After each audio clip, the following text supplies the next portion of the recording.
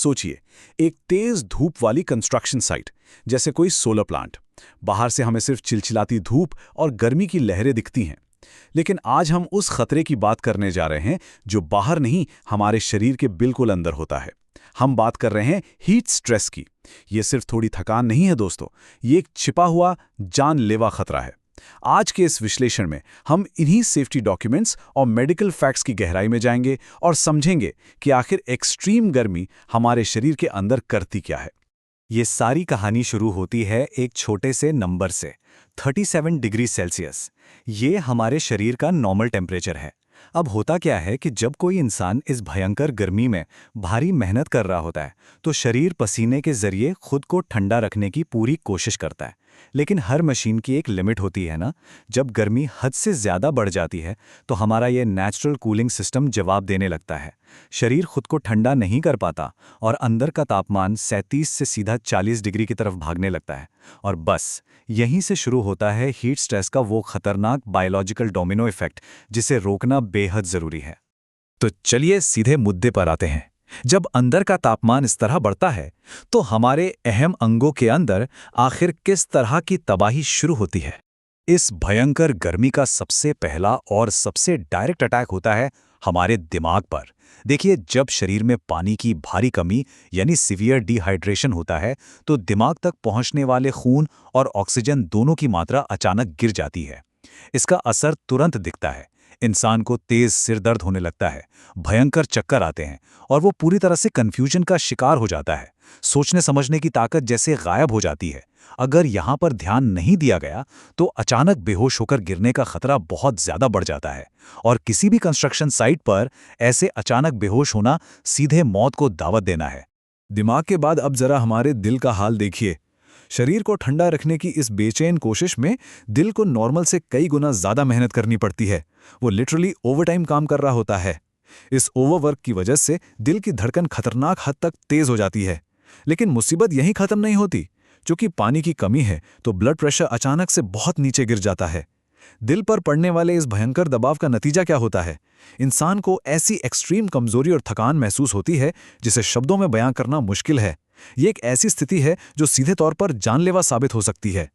दिमाग और दिल को स्ट्रगल कर ही रहे हैं। इस बढ़ते तापमान का अगला शिकार बनते हैं हमारे फेफड़े यानी लंग्स।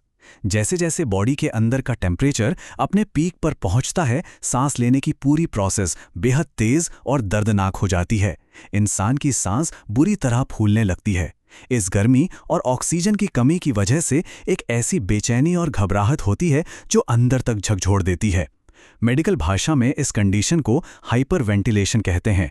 ये एक ऐसी स्थिति है जहां बाकी ऑर्गन तो ऑलरेडी फेल हो रहे हैं और शरीर डेस्परेशन में हवा से जल्दी जल्दी ऑक्सीजन खींचने की आखिरी कोशिश कर रहा होता है।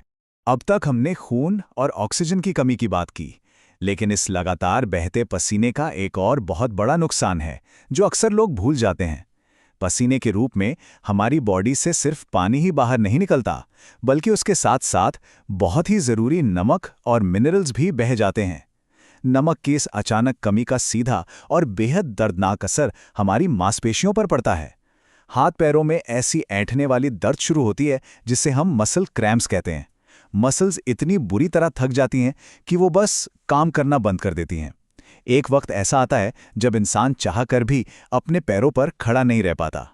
अब ध्यान देने वाली बात यह है कि कुछ खतरे तो तुरंत सामने दिख जाते हैं, लेकिन कुछ खतरे बॉडी के बिल्कुल अंदर चुपचाप एक बहुत बड़ा नुकसान कर रहे होते हैं। जैसे हमारी किडनीज। डिहाइड्रेशन का सबसे खतरनाक और लंबा चलने वाला असर किडनी पर ही पड़ता है। जब बॉडी में पानी का लेवल क्रिटिकली लो हो जाता है तो किडनी अपने सबसे जरूरी काम यानी ब्लड से जहरीले तत्वों को छानने का काम ठीक से नहीं कर पाती। इसका सबसे पहला सिम्टम होता है यूरिन का कम आना। और अगर ये डिहाइड्रेशन लगातार बना रहे तो बिल्कुल आपने सही सोचा, ये पूरी तरह से किडनी फेलियर का रूप ले सकता है। यह सच में डराने वाला है।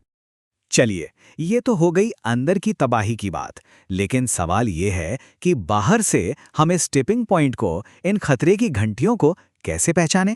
देखिए, हमारा शरीर हार मानने से पहले हमेशा कुछ क्लियर वार्निंग सिग्नल देता है। कुछ बहुत ही साफ इशारे, जैसे अचानक से बेहद ज्यादा पसीना आना, सिर घूमना या चक्कर आना, ऐसी थकान जो पिछले दिन नहीं थी, उल्टी जैसा महसूस होना या फिर दिल की धड़कन का अजीब ढंग से तेज हो जाना। यहाँ सबसे ज़रूरी बात यह है कि किसी भी साइट पर मौजूद सुपरवाइज़र या साथ काम करने वालों को इन लक्षणों को कभी भी नॉर्मल थकान समझकर हल्के में नहीं लेना चाहिए। ये रेड फ्लैग्स हैं। ये इशारे बता रहे हैं कि बॉडी का अंदरूनी कूलिंग सिस्टम अब बस बंद होने की कगार पर है। और अगर इन चेतावनियों को, इन रेड फ्लैग्स को इग्नोर कर दिया गया तो बात पहुंच जाती है हीट एग्जॉशन के उस आखिरी और सबसे खौफनाक दौर में, जिसे हम हीट स्ट्रोक कहते हैं। ये कोई छोटी मोटी बीमारी नहीं, बल्कि एक लाइफ थ्रेटनिंग मेडिकल इमरजेंसी है। इस स्थिति में बॉडी का नेचुरल कूलिंग सिस्टम 100% फेल हो जाता है। सबसे डरावनी बात जानते हैं क्या है?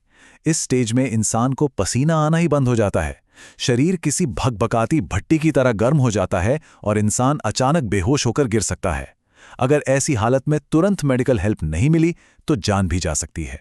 लेकिन घबराइए नहीं, इस पूरी तस्वीर में एक बहुत अच्छी खबर भी है। ये सब कुछ, ये पूरी अंदरूनी तबाही पूरी तरह से रोकी जा सकती है।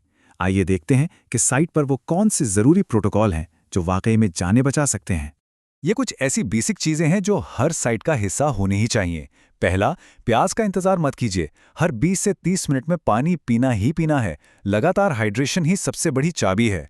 दूसरा, उन खो चुके नमक और मिनरल्स की भरपाई के लिए ORS के पैकेट का इस्तेमाल करें। तीसरा, बीच बीच में छांव में ब्रेक लें और कोशिश करें कि दिन की सबसे तेज धूप में भारी काम से बचा जा सके। चौथा पॉइंट है बड़ी सिस्टम, यानी अपने आसपास काम कर रहे साथियों पर भी नजर रखें। देखें कि कहीं किसी की तबीयत तो नहीं बिगड़ रही। और आखिरी, जैसे ही कोई भी अजीब लक्षण दिखे, बिना देरी किए तुरंत अपने सुपरवाइजर को बताएं।